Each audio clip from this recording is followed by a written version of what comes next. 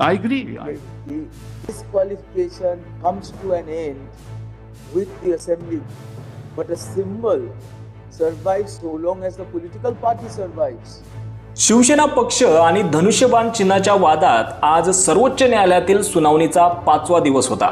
कपिल सिब्बल यांनी आज निवडणूक आयोगाच्या निर्णयावर जोरदार आक्षेप घेताना काही असे मुद्दे मांडले ज्यामुळे ठाकरेंच्या बाजूने कोणते कायदेशीर आधार निर्माण होऊ शकतात हे स्पष्ट झालं.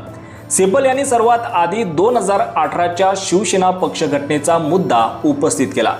त्यांचा युक्तिवाद असा होता की 2018ची पक्ष घटना अस्तित्वात होती. त्यानुसार संघटनात्मक निवडणुका झाल्या होत्या आणि शिंदे गटातील नेत्यांनीही अनेक वर्षे याच रचनेनुसार काम केले.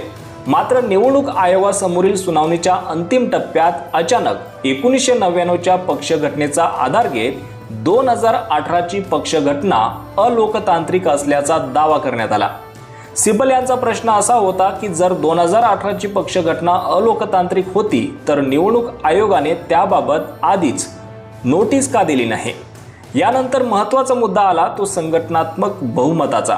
सिब्बल यांनी सांगितलं की निवडणूक आयोगाने आधीच्या निकालांमध्ये पक्षातील संघटनात्मक संस्थांच्या बहुमताला महत्त्व दिले होते, पण शिवसेनेच्या प्रकरणात हा निकष बाजूला सारून विधिमंडळातील बहुमताला निर्णायक महत्त्व देण्यात आले. इथेच न्यायमूर्ती जे बागची यांची टिप्पणी ही महत्त्वाची ठरते. न्यायमूर्ती बागची यांनी म्हटलं की आपल्याला घटनांचा क्रम पाहावा लागेल. तसेच त्यांनी असा मुद्दा उपस्थित केला की पक्षफुटीच्या संदर्भातील परिस्थिती कोणत्या टप्प्यावर निश्चित मानायची हा प्रश्न महत्त्वाचा आहे. पुढे त्यांनी राणा प्रकरणाचा संदर्भ देत वस्तुस्थिती एका विशिष्ट टप्प्यावर गोठून त्याआधी घडलेल्या घटनांचा विचार करणे महत्त्वाचे ठरू शकते असा मुद्दा त्यांनी मांडला. हा मुद्दा ठाकरेंच्या बाजूने महत्त्वाचा का ठरू शकतो? कारण सिब्बल यांचा युक्तिवादच असा आहे की नंतर आमदारांची संख्या वाढली म्हणून सुरुवातीची पक्षफूट वैध ठरवता येणार नाही. सिब्बल यांनी बहुजन समाज पक्षाच्या प्रकरणाचा दाखला देत सांगितलं की सुरुवातीला जे आमदार पक्ष सोडून गेले त्याच वेळी पक्षफुटीची परिस्थिती निर्माण झाली होती का हे ठरवणं आवश्यक आहे. नंतर एक एक करून आमदार वाढवत जाऊन आवश्यक संख्या पूर्ण करता येणार नाही. याच ठिकाणी आणखी एक महत्त्वाचा न्यायालयीन प्रश्न समोर आला. न्यायमूर्ती बागची यांनी स्पष्ट केले की अपात्रतेची प्रक्रिया आणि पक्षाचे निवडणूक चिन्ह हे दोन वेगळे विषय आहेत. अपात्रतेची प्रक्रिया विधानसभा अस्तित्वात असेपर्यंत लागू राहते, तर पक्षाचे चिन्ह राजकीय पक्ष अस्तित्वात असेपर्यंत कायम राहते. म्हणजेच केवळ आमदारांची संख्या आणि पक्षाचे विधिमंडळातील बहुमत एवढ्यावरच पक्षाची ओळख ठरवता येईल का हा प्रश्न अजूनही महत्त्वाचा आहे. सिब्बल यांनी याच मुद्द्यावर पुढे सांगितले की निवडणूक आयोगाने शिंदे गटाच्या बाजूने 39 आमदारांच्या संख्येचा आधार घेतला, पण जर याच आमदारांच्या अपात्रतेचा अंतिम निर्णय झाला आणि ते अपात्र ठरले असते तर त्यांच्या विधिमंडळातील बहुमताचा आधार काय उरतो? आणखीन एक महत्त्वाचा मुद्दा म्हणजे 2018ची पक्ष घटना. CJI सूर्यकांत यांनी स्वतः सिब्बल यांना विचारलं की तुमचा युक्तिवाद असा आहे की 2018च्या पक्ष घटनेत कोणताही महत्त्वपूर्ण बदल झाला नव्हता. सिब्बल यांनी त्यावर स्पष्टपणे उत्तर दिले, होय.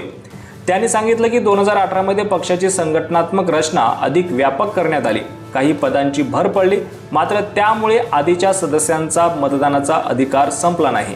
म्हणून ठाकरेंच्या बाजूचा महत्त्वाचा दावा असा आहे की 2018ची पक्ष घटना वैध होती, संघटनात्मक बहुमताचा योग्य विचार झाला नाही आणि नंतर घडलेल्या घटनांच्या आधारे 2022 मधील पक्षफूट वैध ठरवता येणार नाही. याशिवाय सिब्बल यांनी निवडणूक आयोगाच्या अधिकारावरही प्रश्न उपस्थित केला. पक्ष घटना अलोकतांत्रिक आहे की नाही याचा निष्कर्ष आयोगाने पूर्वसूचना न देता काढला आणि त्याच निष्कर्षाचा वापर नंतर शिंदे गटाला चिन्ह देताना केला असा त्यांचा आरोप आहे. त्यामुळे आता सर्वोच्च न्यायालयासमोरचा मूलभूत प्रश्न असा आहे की शिवसेना पक्षाची खरी ओळख ठरवताना केवळ विधिमंडळातील आमदारांचे संख्याबळ पाहायचे की पक्षाची संघटनात्मक रचना, पक्ष घटना आणि पक्षफुटीच्या वेळी अस्तित्वात असलेली परिस्थितीही पाहायची. जर न्यायालयाने ठाकरेंच्या बाजूने संघटनात्मक बहुमत आणि पक्ष घटनेचा निकष महत्त्वाचा मानला आणि नंतरच्या घटनांच्या आधारे पक्षफूट वैध ठरवण्याला मर्यादा घातल्या तर हा निर्णय ठाकरेंच्या शिवसेनेसाठी अत्यंत महत्त्वाचा ठरू शकतो. मात्र अंतिम निर्णय सर्वोच्च न्यायालयच देणार आहे आणि हाच मुद्दा पुढे शिवसेना पक्ष आणि धनुष्यबाण चिन्हाच्या अंतिम निर्णयात निर्णायक ठरतो का याकडे सर्वांचं लक्ष लागलंय. यावर तुम्हाला काय वाटतं? तुमची प्रतिक्रिया कॉमेंट सेक्शनमध्ये नक्की कळवा. धन्यवाद.